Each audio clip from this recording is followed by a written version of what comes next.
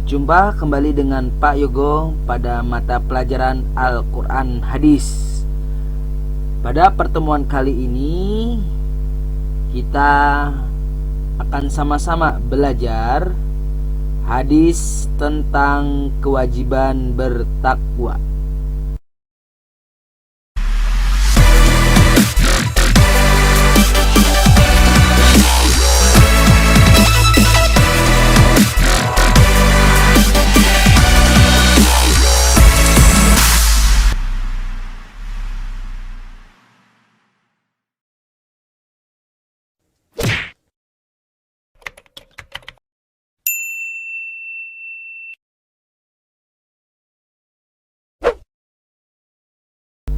A'udzu billahi minasyaitonir rajim. Bismillahirrahmanirrahim.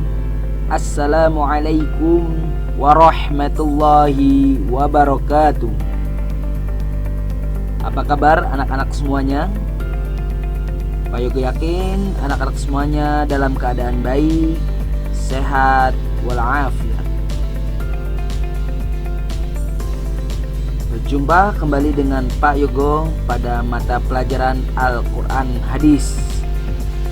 Pada pertemuan kali ini kita akan sama-sama belajar hadis tentang kewajiban bertakwa.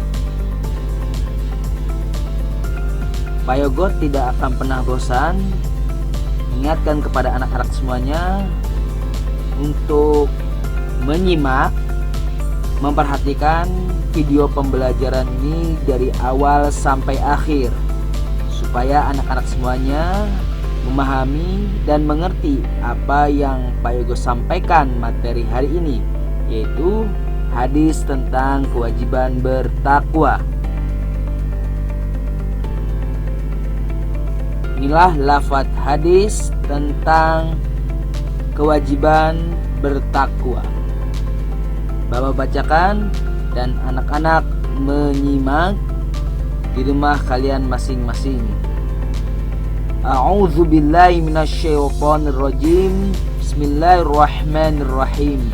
An Abi Dzarrin radhiyallahu anhu qala Rasulullah sallallahu alaihi wasallam qala ittaqillaha haitsuma kunta wa atbi'is sayyi'atal hasanata tamhuha wa khaliqin nasa bi khuluqin hasanin. Rawahu Tirmidzi. Itulah lafaz hadis tentang kewajiban bertakwa kepada Allah Subhanahu wa taala. Selanjutnya terjemahan hadis tentang kewajiban bertakwa. Membacakan dan anak membaca terjemahan hadis di rumah kalian masing-masing. Dari Abu Dzar, RA itu adalah radhiyallahu anhu, berkata, Rasulullah sallallahu alaihi wasallam bersabda, bertakwalah kamu kepada Allah dimanapun kamu berada, dan iringilah perbuatan buruk dengan perbuatan baik, tentu akan menghapusnya, dan bergaulah sesama manusia dengan akhlak yang baik. Hadis riwayat Tirmidzi. HR itu maksudnya adalah hadis riwayat Tirmidzi. Jadi hadis ini diriwayatkan oleh Imam Tirmidzi. Hadis tentang bertakwa, hadis kewajiban bertakwa diriwayatkan oleh Imam Tirmidzi. Selanjutnya, kandungan hadis. Yang pertama, Rasulullah Shallallahu Alaihi Wasallam memerintahkan kita sebagai kaum muslimin agar selalu senantiasa bertakwa dimanapun kita berada, dalam keadaan bagaimanapun. Jadi kita harus senantiasa menjalankan perintah Allah, menjalankan semua perintah Allah, dan menjauhi semua larangan Allah dimanapun kita berada dan dengan keadaan bagaimanapun, dengan keadaan apapun, kita harus bertakwa kepada Allah Subhanahu wa ta'ala. Yang kedua, nah ini takwa artinya, ya, takwa itu artinya melaksanakan perintah-perintah Allah dan menjauhi semua larangan Allah. Kenapa kita harus melaksanakan perintah Allah dan menjauhi segala larangan Allah? Karena manusia kadang berbuat salah, khilaf dan alpa. Maka hendaklah kita berbuat kebaikan, karena dengan demikian dapat menghapus dosa dari kesalahan tersebut. Dengan kita bertakwa, kita dapat menghapus dosa kita, menghapus dosa yang kita dapatkan dari kesalahan kita, khilafan kita dan kealpaan kita. Yang ketiga, kita juga hendaknya selalu berakhlak yang baik terhadap semua manusia. Jika kita hidup bermasyarakat, kita bergaul kepada orang lain, kita harus memiliki akhlak yang baik, harus berbuat baik. Nah, sebagaimana kita pun ingin diperlakukan baik oleh orang lain. Jika kita ingin diperlakukan baik oleh orang lain, maka kita harus berbuat baik kepada orang lain. Selanjutnya, takwa ini terdiri dari TA, huruf TA. TA ini singkatan dari tawadu, sifat tawadu. Tawadu artinya sikap rendah hati, sikap rendah diri, sikap rendah hati, patuh, taat baik kepada aturan Allah Subhanahu wa ta'ala maupun kepada sesama muslim dan tidak menyombongkan diri. Itu kata takwa, terdiri dari TA. Kemudian ada huruf Q, Ki.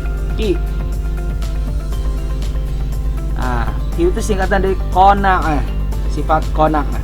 Qanaah artinya sikap menerima apa adanya atau ikhlas dalam segala hal, baik mendapatkan rahmat atau ujian, musibah dari Allah Subhanahu wa ta'ala, kebahagiaan atau teguran dari Allah Subhanahu wa ta'ala.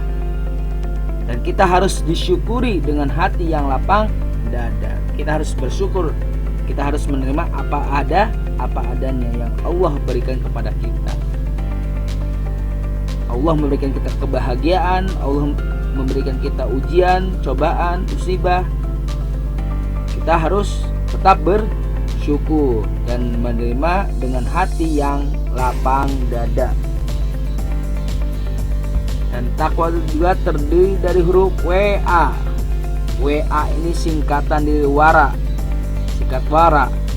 Wara artinya sikap menjaga hati atau diri, introspeksi diri, perbaiki diri, ya. Ketika menemui hal yang bersifat subhat, tidak jelas hukumnya, atau yang bersifat haram yang dilarang oleh Allah Subhanahu wa ta'ala, kita harus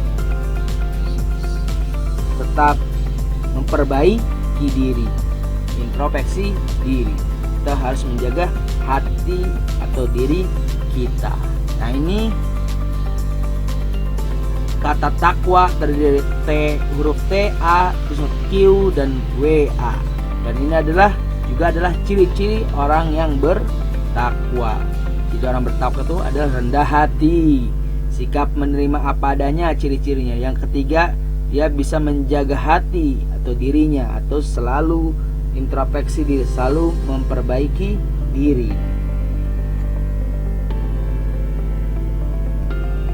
Nah, ini pendapat ulama tentang takwa. Nah, takwa itu dari kata waqayaqi wiqayah, yang artinya memelihara, yang artinya memelihara itu adalah memelihara iman, menjaga iman kita agar terhindar dari hal-hal yang dibenci dan dilarang oleh Allah Subhanahu wa ta'ala. kedua pendapat ulama, yang kedua takwa artinya takut. Nah, takut di sini maksudnya atau artinya adalah takut akan murka dan azab Allah Subhanahu wa taala. Pendapat ulama yang ketiga, takwa menghindar. Menghindar di sini artinya menjauh dari segala keburukan dari sifat syaitan. Menjauh dari sifat syaitan. Pendapat ulama yang keempat, takwa adalah sadar. Sadar di sini maksudnya adalah sadar artinya menyadari bahwa diri kita adalah makhluk ciptaan Allah, sehingga apapun bentuk perintahnya harus ditaati. Selanjutnya, perintah untuk bertakwa kepada Allah Subhanahu wa taala itu terdapat dalam surat Ali Imran ayat 102. Kemudian yang kedua, takwa dapat membuat seseorang berkedudukan mulia di sisi Allah Subhanahu wa taala. Ini terdapat dalam surat Al-Hujurat ayat 13. Ini ayat Al-Quran yang menjelaskan tentang takwa kepada Allah Subhanahu wa ta'ala. Terima kasih atas perhatiannya kepada anak-anak semuanya yang sudah memperhatikan video pembelajaran ini dari awal sampai akhir. Apabila anak-anak yang ingin bertanya, silakan bertanya di kolom komentar ini. Atau yang ingin bertanya, silahkan langsung bertanya via Japri WA. Sekali lagi terima kasih atas perhatiannya. Kurang lebihnya apa ya gue mohon maaf. Usikum wa nafsi bitaqwallah. Wabillahi taufiq wal hidayah. Waridho wal inayah. Assalamualaikum warahmatullahi wabarakatuh.